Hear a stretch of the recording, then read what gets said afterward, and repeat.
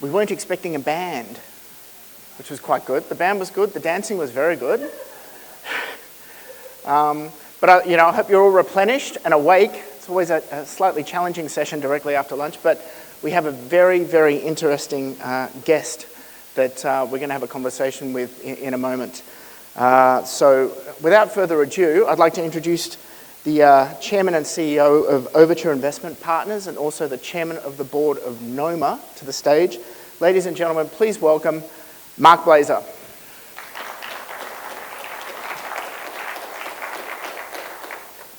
That's a terrible picture. Where did you... Are you talking about mine or yours? How are you, mate? Come on over. Please. Thank you. Welcome. Thanks so I very think much. a lot of people here are going to be very interested in this session because we're looking at a particular brand that I think, well, I know everyone in the room is familiar with. And we're going to talk about, how is it possible for us to extend that brand and what does extending that brand look like? But the first question I want to ask you, obviously, is a direct one. Yeah. Is Noma Rene? Yes. It is? Absolutely. It's beyond also, but Noma can't exist without Rene. And it's, to some extent, same thing, vice versa. Okay. You look at Ferran Adria. Ferran doesn't exist without El Bulli. He hasn't figured out what's next yet. So I think they are very much linked together. Interesting. Because one of the interesting things that we've seen, and I think people in the room may have noticed, is that Noma exists as a single entity in Denmark. Yeah. And yet, most recently, you've done, and I'm going to use the term pop-up, even though it is overused, a pop-up restaurant in Barangaroo in Sydney, right, Australia. Was this an exercise to test the market, to see, is there an opportunity to bring a Noma out to Sydney? No, not at all.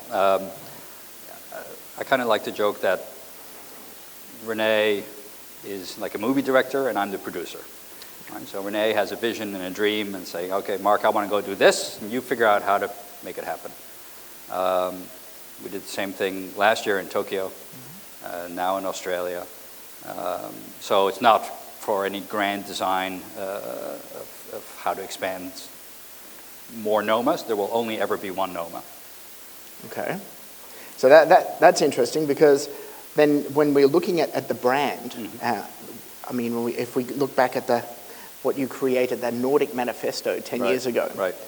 Is that the brand you're looking to expand, that philosophy, or is it more putting Rene's name behind different projects around the world, potentially? Yeah, so I think what we've done well is create a talent magnet. We get an incredible number of people that want to come and work at Noma, and we invest in training them and making them even more talented than they already are. So we have the luxury of testing the people that we want to back inside of the Noma universe. So there's this whole ecosystem around Noma that you can take in lots of different directions. And when I think of Noma, I don't think of it as a restaurant. Noma is a research institute that happens to share what it's researching with 45 guests for lunch and dinner every day. Whether it's finding ingredients in the wild and coaxing deliciousness out of those ingredients, when you look at it through that lens, that takes you in lots of different directions. So I think there's lots of interesting ways that we can take this jewel in the crown and build something around it. I mean, I just want to, because I'm Australian, I'm going to reference Australia a bit. Yeah. Heston Blumenthal came out to Australia this time last year, yeah, and basically bought the fat duck to Australia for 6 months. Yep. Lock, stock and barrel, menu, everything. What's the differentiation between what he did and what you and Rene did with regards to Barangaroo? Yeah. Well, I think Heston, to kind of put it in the language of rock concerts, right? He played his greatest hits. And what we did is we threw away the rule book and just looked at, okay, what can we find locally? And that's true, that's what Noma is all about, is finding something in your environment, in your time and place, and putting it on a plate. So when we did it in Japan last year, it was an all-new menu specifically based on what we found in Japan. And we did a year's worth of research before we did the pop-up there. Same thing in Australia this year. We said, okay, let's look at 10 kilometers inland from the coast and 10 kilometers offshore, and only source ingredients from the continent around the Great Barrier Reef and various parts of Australia. That must have taken a lot of research and time. Again, it was a one-year effort. I think Rene made 6 or 7 trips. The research team made as many as those as well. It was an enormous effort, enormous undertaking, and we took everybody from the dishwasher to Rene and everybody in between halfway around the world to learn and to do something special. So is it fair to say then that looking at that from a brand perspective, looking at it from the product, I mean, I've been inundated, as I shared with you before, inundated with Instagram photos of people that have been to the pop-up in Barangaroo, wanting to know, you know, as I said before, are we going to see Noma 1, 2, and 3 come out? Are we going to see a Noma in Sydney and a Noma in Paris and a Noma in LA? Is that because that's what people associate with? Yeah. Or is there another plan? And if there is another plan, are you able to share it with us at this stage? Well, I don't know about that. There certainly is another plan. Mm-hmm. But one thing that these pop-up experiences do for us is they allow us to establish relationships outside of Copenhagen that we wouldn't have had otherwise. Yeah. And what can come out of those relationships is anybody's guess. We don't do these things for the purpose of mining those relationships, but we certainly have had very interesting discussions with partners, potential partners, as a result of these experiences. Mm-hmm. But I think, again, to just go back a second, when I said that Noma isn't really a restaurant, that's where I look as an investor is how can I make money outside the 4 walls? Because even the best restaurant, if you're doing 20% margins, you're happy.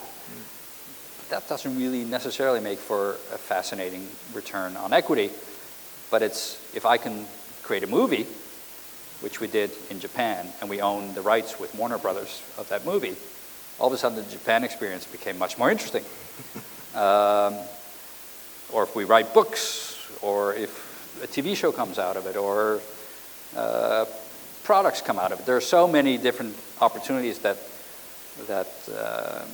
you can apply the Noma ethos to, even if it doesn't necessarily mean you're copying and pasting Nomas around the world. Okay. I think, once again, that's interesting for everyone here to realize is it's you know, we're here at the Global Restaurant Investment Forum, and yet when it comes to the brands that we have and the investment opportunities that we have with those brands, we shouldn't just limit ourselves to the food offering per se. Right. There's a lot of other scope and a lot of other areas for monetizing that investment return as you move forward. And I think, you know, that's a great example. We're not, you know, the product is the product, and what you're producing is what people are talking about. And San Pellegrino has recognized you for that. How many years now? 4 out of the last 6. 4 out of the last 6 years as number 1 in the world. But there's so much more that you can do to create that awareness in the marketplace. Right. And I think that's something that investors especially need to look at jumping into. What are the other areas that I can monetize this investment and this opportunity to create greater returns? Yep. Which is great. You referenced Ferran Adria before, who's once again one of the chefs like Rene that I and I'm sure people in the room look up to and admire. Mm-hmm. But obviously El Bulli was always running at a loss. Never made money. Right. It was the opportunity to express his food the way he wanted to do it and his vision. Is that the difference between having someone like you involved in the business? Well, I don't want to pat myself on the back. Your company then. We'll put it as a... Because, you know, there is a different mentality in the marketplace. Chefs, as you say, are the creative, they're the visionaries. Right. But I think the most successful need to have that business support behind them to succeed, ultimately. Yeah, I think, well, a lot of these guys are incredibly creative. Most of them have no idea how valuable their brand is, both their personal brand and the brand of their business. And we try to bring that to life in a way that's also true to their brand and their business. So what might be right for Noma is certainly not right for Blue Hill in New York or Osteria Francescana or you name it. You can't have a one-size-fit-all approach. And to many people I say, I'm not really in the investment management business, I'm in the talent management business. I got to keep the talent happy, and I got to deliver something that's true to them, because people see through it. If you're just going to grab the money, people see through that. Speaking of talent management, it's a topic that's close to my heart, is how important is the human capital investment when it comes to looking at the projects and the things that you do with Noma, the pop-ups, etc. I mean, we'll come to what's coming up next for you in a second, but how important is that investment in human capital? It's everything. Look, you take a look at Apple. During the years of John Sculley, Apple almost ran into the ground. You look at Steve Jobs, and it's the most valuable company in the world. So it is always about people and not about brand. And that's, I think, something in the industry that we very often lose sight of. We think of concepts, we think of brands, we think of intellectual property as being exploitable. It's all about the people. If you don't bring it back to what's the backstory, who's behind it, is there authenticity there? The consumers might be interested in it for a little bit, but then they move on. Okay. It's always about the people and the talent. Fantastic. I guess that speaking of moving on, there was discussions in the panels earlier this morning about, Michelin-starred chefs moving into more of a casual style element.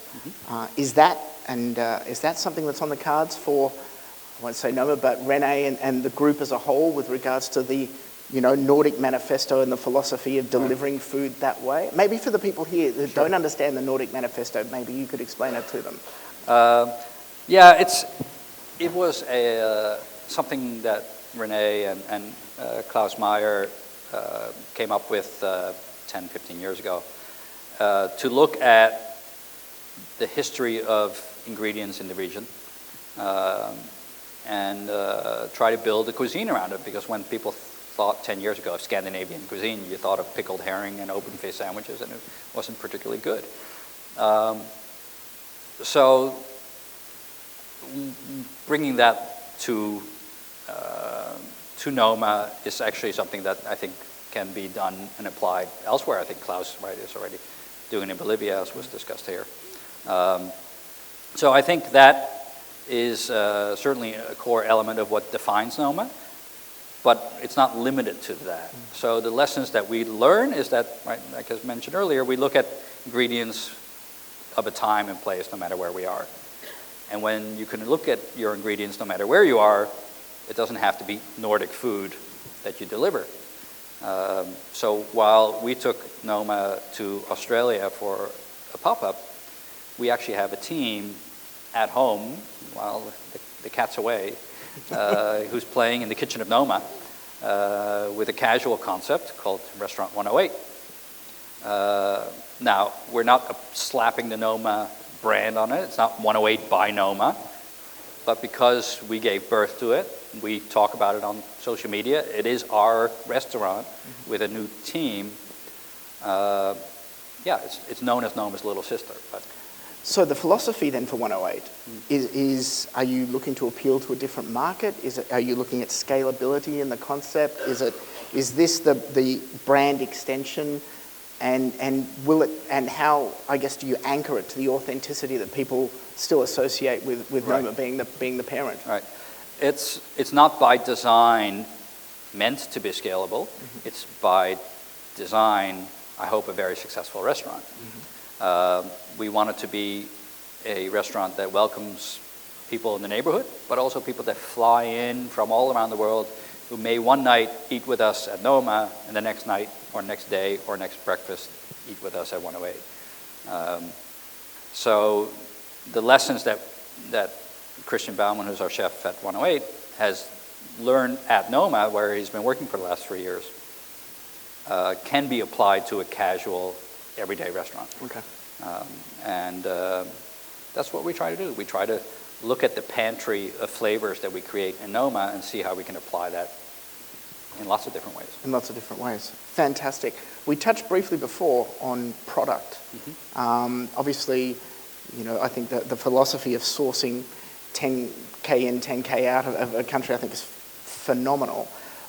Is there a potential for us to see Noma Rene branded product at some time that is accessible to people in the marketplace? Well, what we, again, kind of going back to how I look at Noma as a research institute. When you open your pantry at home, or when I open my pantry at home, probably very embarrassed to say, somewhere in the back there's a dusty box of bouillon cubes that we haven't used in 10 years, full of artificial ingredients, et cetera, et cetera.